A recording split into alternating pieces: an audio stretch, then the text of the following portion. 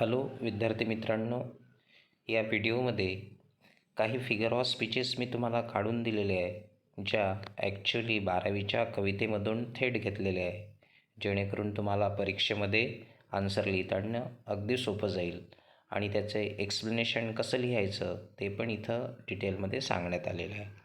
चला तर व्हिडिओला सुरू करूया. बघा, the song of open road by Walt Whitman यांच्या कवितेमधून काही 5-7 फिगर ऑफ स्पीचेस येतात. जशी पहिली आहे, afoot and light hearted I take to the open road. ही इन्व्हर्शन फिगर ऑफ स्पीच आहे. ओके, बघा एक्सप्लेनेशन कसं लिहायचं आहे तुम्हाला. Here words are not written in correct order. The correct word order is I take the open road afoot and light hearted. बघा, तुम्हाला explanation असं लिहायचं आहे, ते पाठ करून घ्यायचं आहे किंवा चांगलं समजून घ्या, जेणेकरून असंच एक्सप्लेनेशन तुम्हाला लिहायचं आहे. हा एक्सरसाइज आपल्याला 2 मार्क्ससाठी आहे. Find out the example of particular figure of speech and explain it, असा तो एक्सरसाइज असेल. ठीक आहे, चला next. Healthy free the world before me. This is example of inversion.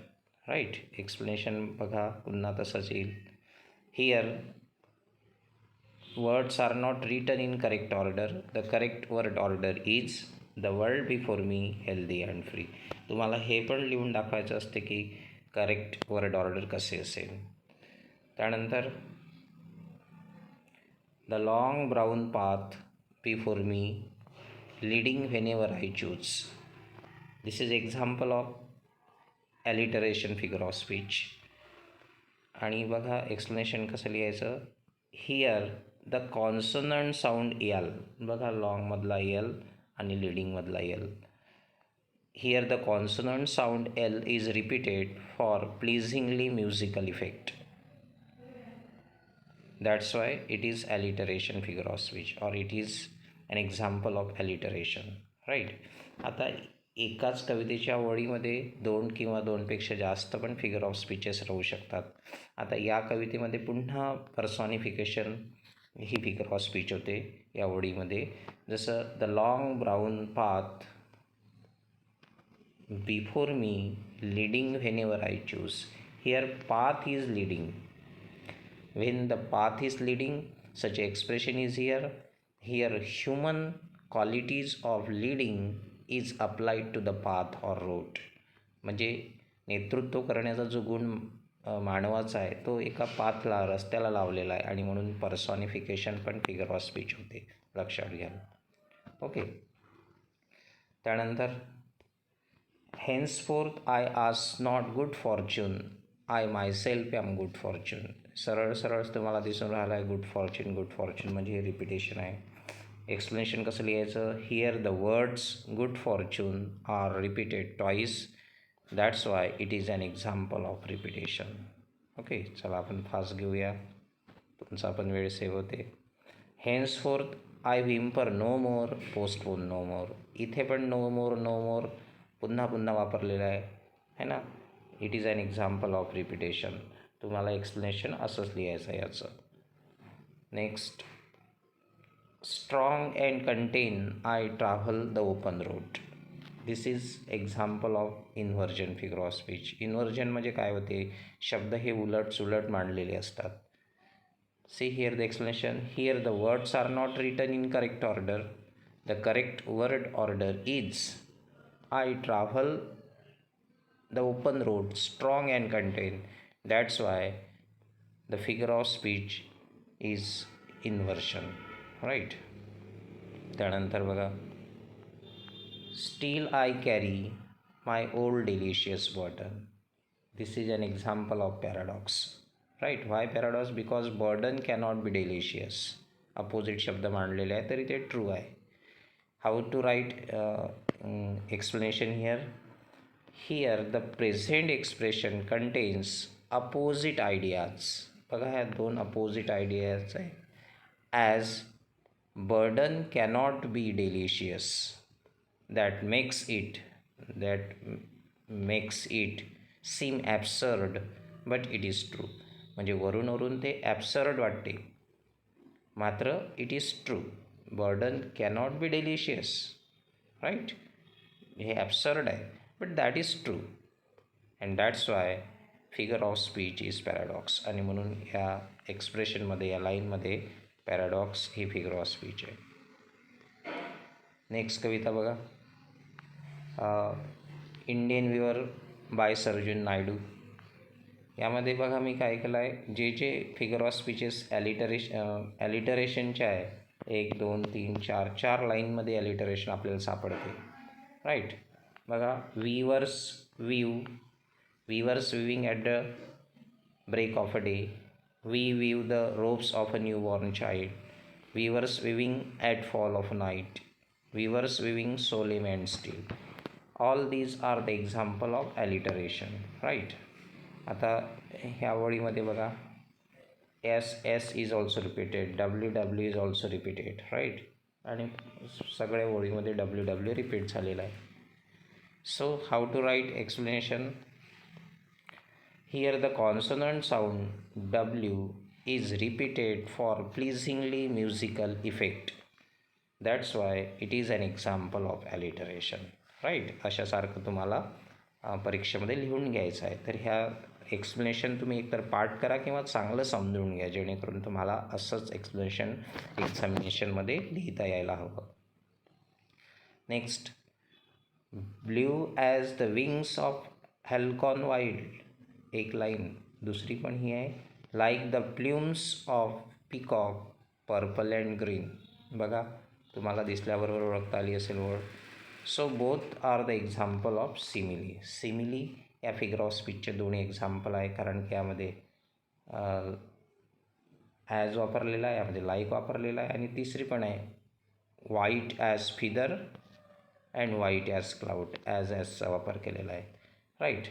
आता ह्यात जी तिसरी फिगर ऑफ स्पीच आहे, याच्यात तिसरी लाईन आहे, याच्यात 2 फिगर ऑफ स्पीचेस होतात. एक सिमिली पण आहे ॲज असल्यामुळं, आणि व्हाईट हा शब्द रिपीट केलेला आहे ट्वाईस, आणि म्हणून रिपिटेशन पण तुम्ही लिहू शकता. ओके, चला तर आपण एका लाईनचं एक्सप्लेनेशन लिहूया.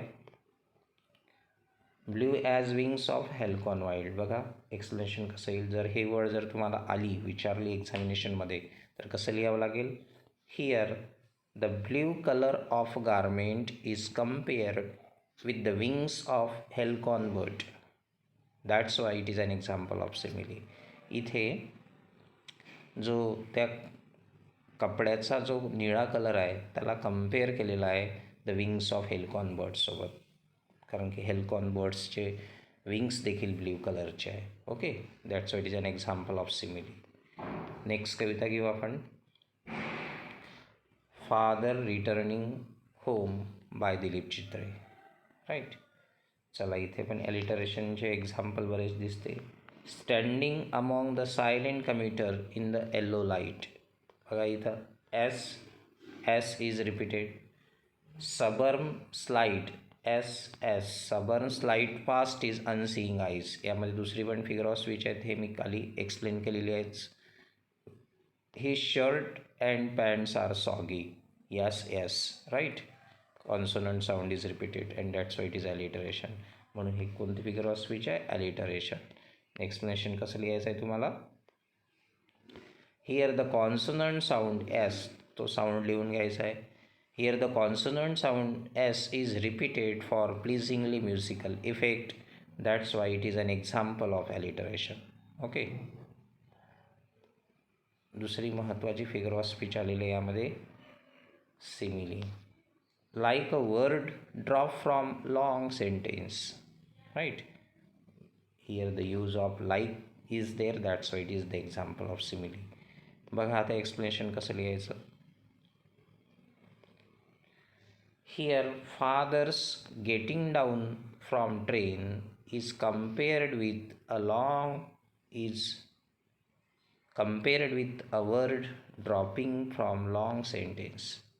जेव्हा ते कवीचे वडील ट्रेनमधून उतरतात, त्याची तुलना कशासोबत केली आहे, with a word dropping from long sentence. That's why it is an example of simile. अशासारखं एक्सप्लेनेशन तुम्हाला परीक्षेमध्ये लिहावं लागेल. नेक्स्ट फिगर ऑफ स्पीच बघा. Eating a stale chapati reading a book. Eating a stale chapati, this is an example of synecdoche. आता बघा हे काय आहे. हिअर एक्सप्लेनेशन कसं लिहायचं आहे तुम्हाला. Here stale chapati stands for stale food or non-nourishing food, where the part symbolizes the whole, that is food. That's why it is an example of synecdoche. बघा इथं स्टेल चपाती केलेला आहे. Stale chapati in the sense stale food, right. आणि म्हणून या लाईनमध्ये काय केलेलं आहे, where part symbolizes the whole. इथं चपातीनं पार्ट दाखवलेला आहे आणि फूड आपण म्हणू शकतो इथं होल दाखवलेला आहे, right. That is whole. That's why it is an example of synecdoche. येऊ शकते तुम्हाला परीक्षेमध्ये जर कविता आली असेल तर, कविता ही जर येत असेल. नेक्स्ट आहे faded homeward through the humid monsoon night. पुन्हा एक दुसरी आहे home again I see him. पाहिजे इथं मी नाही आहे, I see him drinking weak tea. बघा विद्यार्थी मित्रांनो, this is transferred epithet. Epithet means adjective, विशेषण. Home upward through the humid monsoon. आता इथं मान्सूनला ह्युमिड हा शब्द प्रयोग केलेला आहे. आता बघा इथं एक्सप्लेनेशन कसं लिहायचं. Here the weather is humid. Weather humid आहे, not the night. Night humid नाही आहे, वेदर ह्युमिड आहे. द एपिथेट और adjective is transferred from the weather to night.